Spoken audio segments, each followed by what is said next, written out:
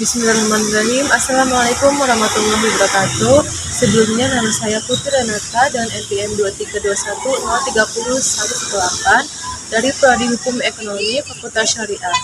Di sini saya akan menjelaskan makna makalah secara singkat materi fikih siasah dengan dosen pengampu yang mulia Bapak Muhammad Irfan SHI MHI. Oke, pada makalah yang pertama yaitu ada fikih siasah dan fikih syariah. Fikih siasah adalah cabang fikih yang mempelajari aturan-aturan Islam yang mengatur tata kelola negara dan pemerintahan. Fikih syariah mencakup seluruh hukum syariat yang mengatur kehidupan umat muslim dalam aspek ibadah, muamalah atau hubungan sosial dan akhlak sehari-hari sesuai ajaran Islam. Dasar hukumnya itu ada pada surah Al-Maidah ayat 48. Analisanya, fikih siasah mengatur soal pemerintahan dalam Islam agar negara dikelola sesuai syariat. Contohnya itu, diterapkannya hukum syariah di Aceh yang mengadopsi fikih siasah dalam mengatur pemerintahan dan kehidupan masyarakat, termasuk hukum pidana dan administrasi. Selanjutnya pada makalah yang kedua yaitu ada sumber dan pendekatan dalam kajian siasah adalah metode untuk memahami dan menerapkan ajaran Islam dalam sistem politik baik secara hukum, sosial maupun politik karena agar relevan dengan kebutuhan zaman. Sumber hukumnya itu ada pada surah An-Nisa ayat 59. Analisanya yaitu siasah merujuk pada sumber-sumber Islam untuk mengatur politik. Contohnya itu penggunaan sumber hukum Islam dalam pembentukan undang-undang tentang perbankan syariah. Selanjutnya pada makalah yang ketiga itu ada ketatanegaraan dalam sejarah Islam. Ini merujuk pada struktur pemerintahan yang diterapkan sejak masa Nabi Muhammad hingga kekhalifahan.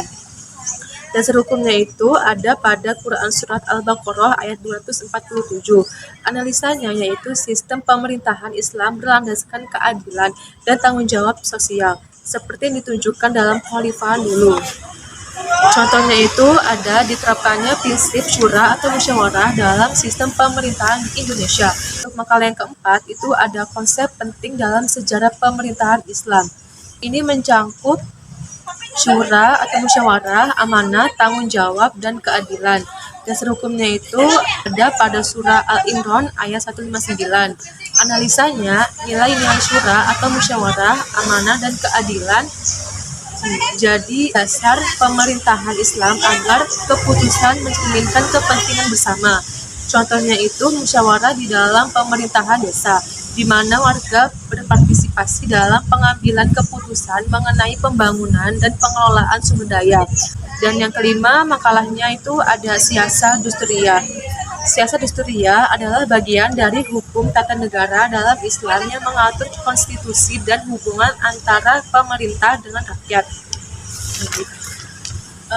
Dasar hukumnya itu ada pada Quran Surat An-Nisa ayat 58. Analisanya yaitu siasah dusturiyah adalah tata negara Islam yang mengatur hubungan pemerintah dan rakyat secara adil. Contohnya itu diterapkannya prinsip-prinsip hukum tata negara dalam Undang-Undang Dasar 1945 yang menjalin hak-hak asasi manusia dan mengatur tanggung jawab pemerintah terhadap rakyat. Dan yang terakhir pada makalah yang keenam yaitu ada siasah dauliyah. Siasah dauliyah adalah hukum internasional Islam yang mengatur hubungan antara negara-negara berdasarkan prinsip perdamaian, kerjasama, dan penghormatan. Hukumnya itu ada pada ayat Quran Surat Al-Hujurat ayat 13. Dan analisanya yaitu siasah dauliyah adalah aturan hubungan internasional dalam Islam yang mendorong perdamaian dan kerjasama antar negara.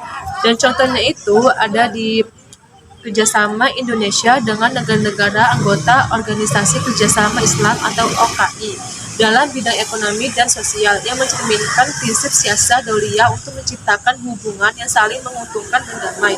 Itu saja, sekian, terima kasih. Wassalamualaikum warahmatullahi wabarakatuh.